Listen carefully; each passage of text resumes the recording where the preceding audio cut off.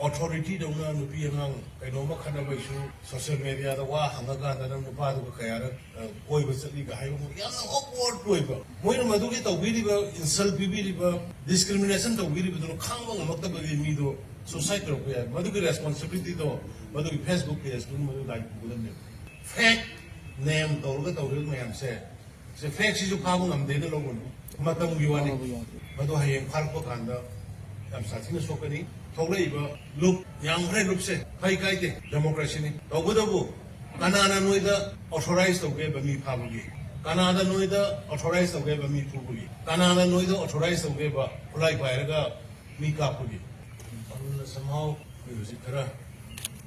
इंद्र बगी बमी मा तारे सिदai dai मोइन नसी किसी कौमी से नौसिंदा कोई हाना गुमना responsibility lo bila kana manipula is corona bagi kui marakta understanding corona bagi dom da hera focus bibi lu swaina akha tarak podasu badu bi cooperation support to bina ba hajma ko amra lo chiba post khara anta social media ga tampak le community khara ki marakta yamna taban ngai taba wahi wata silaba adagi paabada nungaitaba wahi wata iraga social media da thagalakpa kumba social media si communalization tawna bitul lomoina season da to tawba adagi imung manungi yamna immoral oiba mama masa pachin mana khamakanda taaba yadaba authority dona nupi angang kainoma khana baisu social media da wa hanga ga da nupa du kaya ra koi ba chali ga hayo yam awkward koi ba yam uncivilized ba ekoi chili no phamina ba even marmo pang ba da phamina nungai ta ba adu ko magi mayam je social media da yam na flop tol ko ma thenai ma si kwai di gen lag ai police da ai intelligence wing dai high grade notice formal notice to ka da loina youtuber sing page scenery ba holders in social media ki Instagram ki wero Facebook ki wero X ki wero mayam puna mak manipura operate ori bisin do loina ko kala ka na moi the awareness with warning view ai na ai ki certification instruction to ko mayam da su se na ai apil to jari mayam ko thanga adu gumba mi ki imung amagi nupi amagi nupamagi ijat loibe aba ko sinjina panbada hangoiba ko adago pot mayam da ko media da thadoga look kayam yamna chawruba kayam yamna lingneba look no khulai bai ba kangbu no mokhoi da kana authorized to yadu mami ki private life ki hak mat da kana moina mayam no khongoi nari ba maduna aphabarom da la adi phaba phattabarom da la akanda haurai ba tu miro sai su se hen maduna color to honbagi pot laiba aduna madu yang maite aduna right from today onward ai youtuber sing aduga iramdam gi pau kangla pau ha nung anu masla hangi ba maya page hangi ba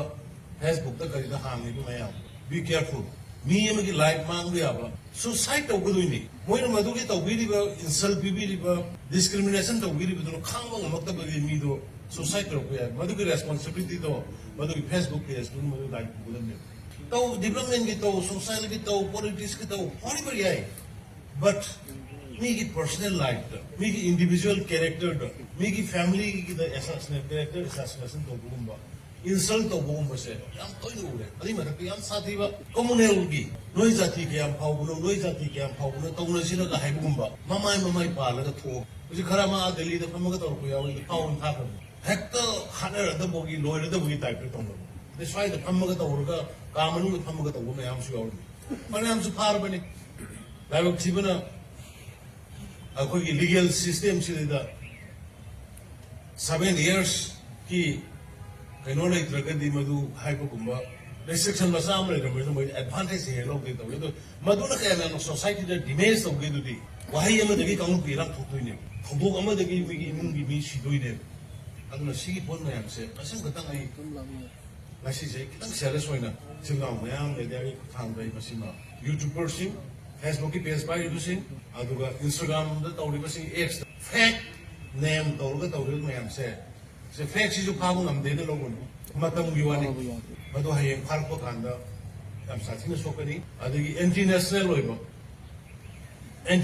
ꯑꯣꯏꯕ ꯃꯅꯤꯄꯨꯔꯁꯦ ꯚꯥꯔꯠꯇꯒꯤ ꯇꯣꯈꯥꯏꯅ ꯂꯩꯔꯕ country ꯑꯃꯒꯤ ꯃꯑꯣꯡꯗ ꯄꯣꯁ ꯇꯧꯕ ꯃꯅꯤꯄꯨꯔꯁꯦ ꯇꯣꯈꯥꯏꯅ ꯅꯤꯡꯈꯥ ꯇꯝꯃꯕꯒꯤ ꯃꯑꯣꯡꯗ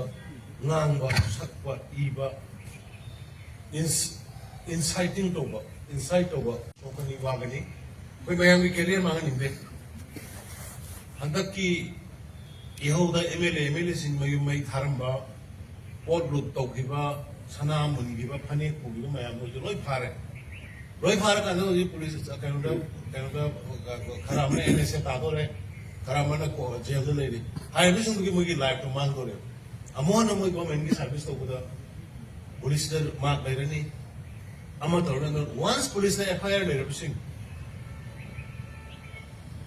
ꯀꯃꯥꯏꯅ ꯇꯧꯅ ꯃꯣꯏ ꯒꯣꯔꯃꯦꯟ ꯁꯥꯔꯚꯤꯁꯇ ꯑꯝꯇ ꯌꯥꯔꯔꯣꯏ ꯏꯚꯟ ꯃꯣꯏꯒꯤ ꯄꯨꯂꯤꯁ ꯚꯦꯔꯤꯐꯤꯀꯦꯁꯟꯒ ꯃꯔꯤ ꯂꯩꯅꯔꯛꯄ ꯀꯥꯟꯗ ꯄꯨꯂꯤꯁꯅ ꯑꯝꯇ ꯃꯣꯏꯗ ꯒ꯭ꯔꯤꯟ ꯄꯤꯔꯔꯣꯏ ꯑꯗꯨꯅ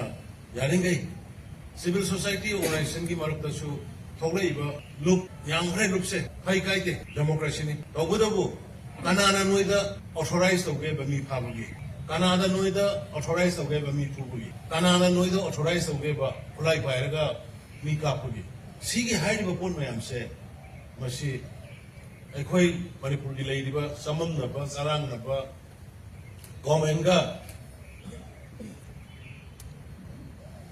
ꯀꯩꯒꯨꯝꯕ ꯊꯕꯛ ꯈꯔ ꯐꯅꯅꯕ ꯍꯥꯏꯅ ꯇꯧꯔꯨꯕꯗꯒꯤ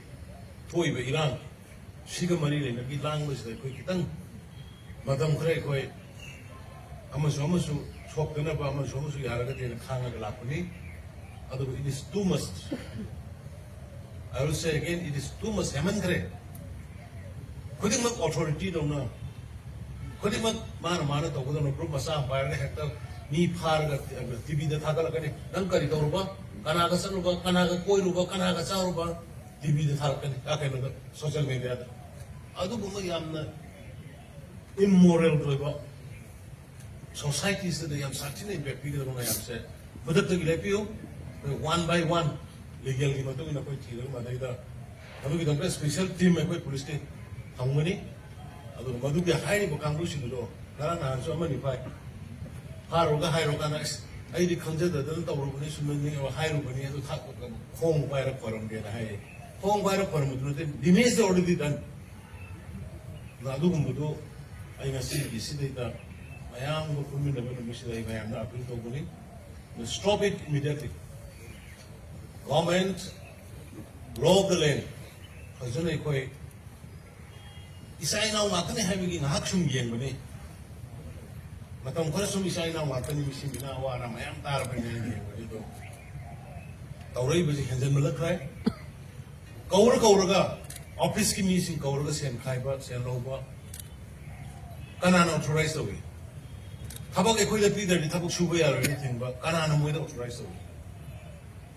प्रजा की थबक अखोन तौरीब डेवलपमेंट ए पुथोरो स्कैंडल मचा अमा थबक सुनेरगा सुदन पैसा लुथोमे असिगी मंत्री सिना असिगी सीएम सिना असिगी डिपार्टमेंट सिना पुथोरो मधुगु मधुर चाना को एक्शन लौसि नतबदा डेवलपमेंट की प्रोजेक्ट थबक इंखांग पाइखलकदा थिका मुनबगी थिका अखोय पीदर थबक लेकुदन हाइगुंबा इंजीनियर फारगा पुनी हाइगुंबा